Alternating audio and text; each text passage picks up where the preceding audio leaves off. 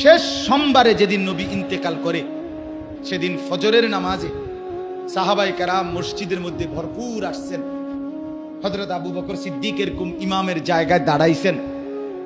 ঠিক এই টাইমে আল্লাহ নবী সাল্লাল্লাহু আলাইহি সাল্লাম প্রচন্ড অসুস্থ, মাথা তুলতে পারছেন না।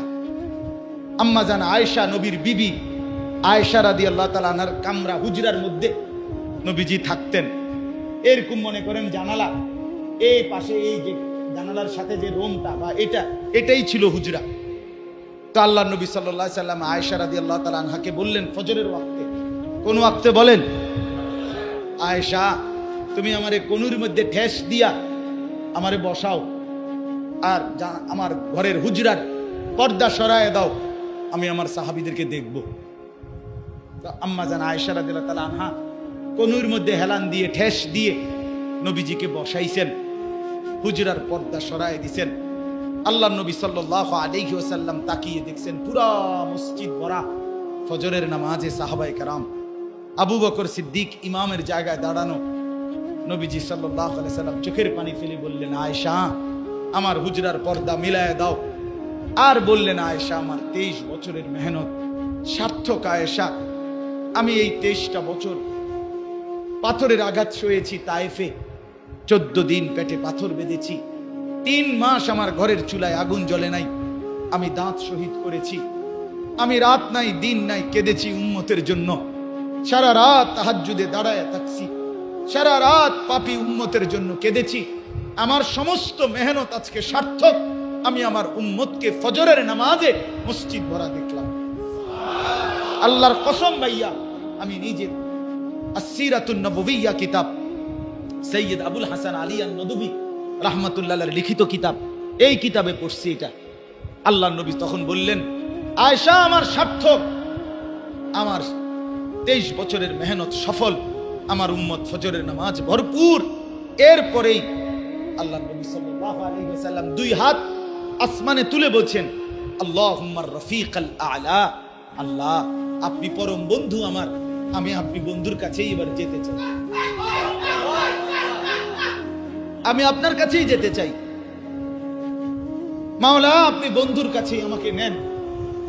আমার মেহনত, আমার কোরবানি, আমার শ্রম, আমার কষ্ট, আমার পরিশ্রম, আমার মেহনত, আমার রক্ত, আমার ক্ষুধার কষ্ট, সব কিছু আমি পূর্ণতা দেখলাম, আমি এবার আপনার কাছেই যেতে চাই। এরপরে ভাই আল্লাহ নবী সাল্লাল্লাহু আলাইহি ওয়াসাল্লাম এই সেদিন সোমবার দিন, বিশ্বাস করেন আবারও বলি ভাইয়া, জোহরের নামাজের আগেই আল্লাহ নবী সাল্লাল্লাহু আলাইহি ওয়াসাল্লাম সোমবার ইন্তেকাল করছেন। নবী শেষ উম্মতকে ফজরের ওয়াক্তে, কোন ওয়াক্তে? ফজরের ওয়াক্তে শেষ হাসি দিছিলেন উম্মতকে দেখে ফজরের নামাজে। সেই উম্মতের তোমরা যদি ভাইয়া দিনের পর দিন, মাসের পর মাস, 365 দিনের একটা বছরে যদি কোনোদিন তোমার মনেও হয় না যে ফজরের নামাজের ওয়াক্ত হয় কখন, ফজরের নামাজ পড়ে কখন, হায় আমার বাপ, তুমি কেমনে দাঁড়াইবা হাসরের ময়দানে? কেমনে দাঁড়াই? তুমি কি ভুলে গেছো কবর? তাহলে এই মানুষগুলো যে মারা যায় তাদেরকে কবরে দাফন করে কেন? তুমি কি ভুলে গেছো? শুনো নাই আল্লাহ নবী সাল্লাল্লাহু আলাইহি ওয়াসাল্লামের কাছে হাসরের ময়দানে সুপারিশের জন্য যেতে হবে? তিনি কি প্রশ্ন করবেন না? হাউজে কাউসারের পানির জন্য নবীজির কাছে যেতে হবে না? কথা বলেন না? আরে ভাইয়া বলেন না, কার মতো চুল বানায়? কার নারী দেখলা? কার নারী দেখে মজা নিলা? ফুটবলের খেলোয়াড়, ক্রিকেটের খেলোয়াড় তোমার প্রিয় হয়ে গেল? সেলুনের নাপিত তোমার প্রিয় হয়ে গেল? বখাটে যুবক তোমার বন্ধু হয়ে গেল? বলে কেমনে সুপারিশ চাইবেন? কেমনে হাউজে কাউসারের পানি চাইবেন? হযরত মাওলানা তারিক জামিল সাহেব, পাকিস্তানের বিশ্ববিখ্যাত দাঈ, দাওয়াত ও তাবলীগের মেহনত করে সারা পৃথিবী জুড়ে যিনি, তিনি বলেন হাসরের ময়দানে আল্লাহর নবী তার বহু উম্মতকে নিজের পিঠ খুলে চাদর সরাইয়া দেখাবে, উম্মত দেখ আমার পিঠ দেখ, চালনির মতো ছিদ্র ছিদ্র আমার পিঠ, মৃত্যু পর্যন্ত আর কোনোদিন পাথরের এই দাগ, তায়েফের রক্তের দাগ আর মিশে নাই। আমি এই চালনির মতো ছিদ্র ছিদ্রওয়ালা পিঠ নিয়েই কবরে গেছি। এজন্য আজকে নিয়ত করো ছেলেরা, এখানে যারা বসছো, এই দরজা বন্ধ, জানালা বন্ধ, আমরা এই মসজিদের ভিতরে নিয়ত করি আমরা ফজরের নামাজ পড়বো ইনশাআল্লাহ। সবাই বলি ইনশাআল্লাহ, দিল থেকে নিয়ত করি ইনশাআল্লাহ। পাক্কা নিয়ত তো? পাক্কা ইনশাআল্লাহ।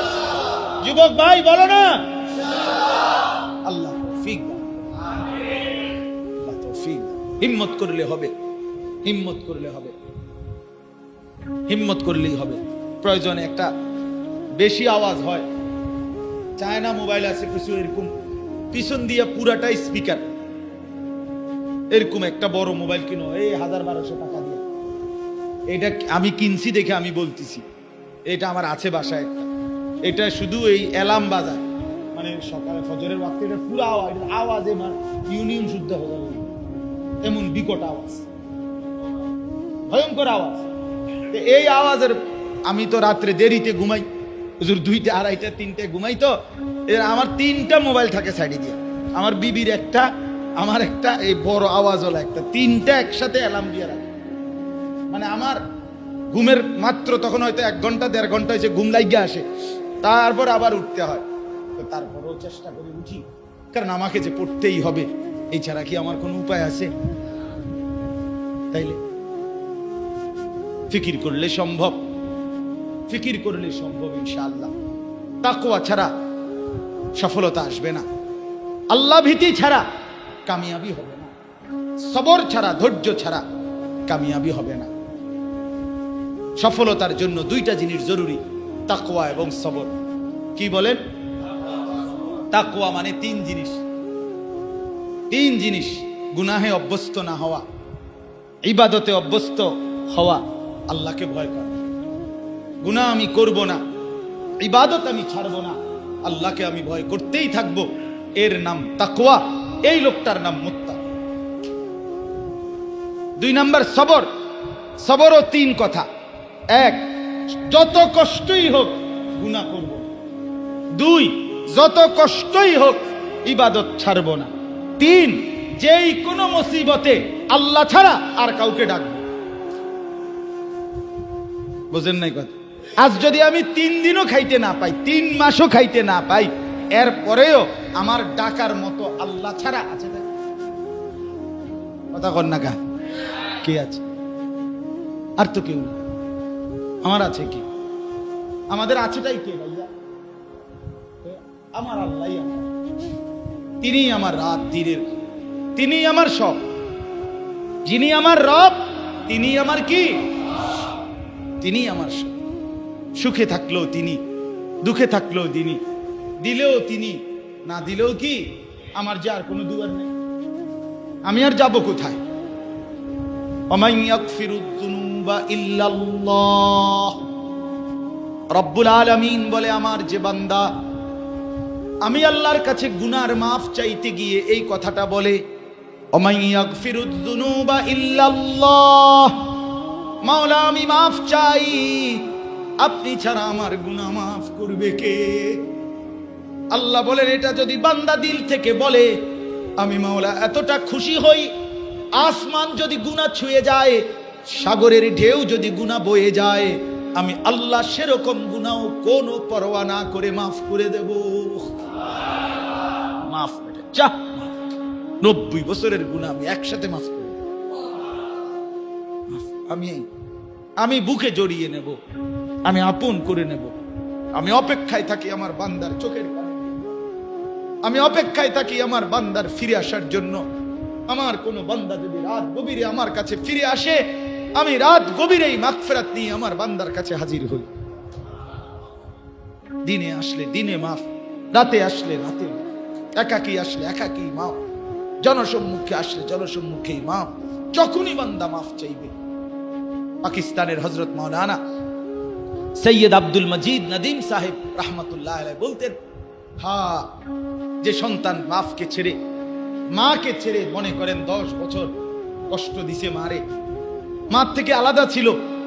10 বছর পরে সেই সন্তান যদি ভুল বুঝে মার কাছে আইসা মাফ চায়, চোখের পানি ফেলে, হযরত বলেন আল্লাহর কসম, সেই মা মাফ করতে যতটুকু দেরি করবে, রব্বুল আলামিন তার কোনো বান্দা যদি 90 বছর পরেও ফিরে আসে মাফ করতে, তার চাইতে আগে মাফ করে দিবে। আল্লাহ বলে মার কলিজার যেই দয়া বেটা এটা আমার দেওয়া, বাবার কলিজার যেই মায়া এটা তো আমার দেওয়া, আমার দেওয়া, আমি মাফ করবো না আগে? এজন্য নওজোয়ানরা ফিরে আসি, তাকওয়ার উপরে উঠি, সবরের উপরে উঠি। এইটাই আজকের ওয়াজ শেষ।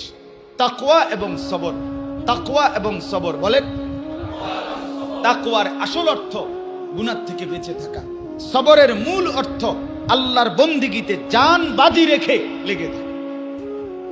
লেগে গুনাহ আমি করব না, হিম্মত চাই। কি চাই? বলেন আমার হিম্মত, আমার জান্নাত। বলেন বলেন, আমাদের বলবেন না, আপনি টামনে কর, আমার জান্নাত, আমার হিম্মত, আমার জান্নাত। আল হিম্মাতু হিয়াল ইসমুল আযম। হিম্মত ইসমে আযম, অসাধ্য সাধন করে, অসাধ্য। আর যুবকের হিম্মত আরো বেশি আগে। যুবক হিম্মত করিলে পাহাড় সরাই লাইতে পারবে।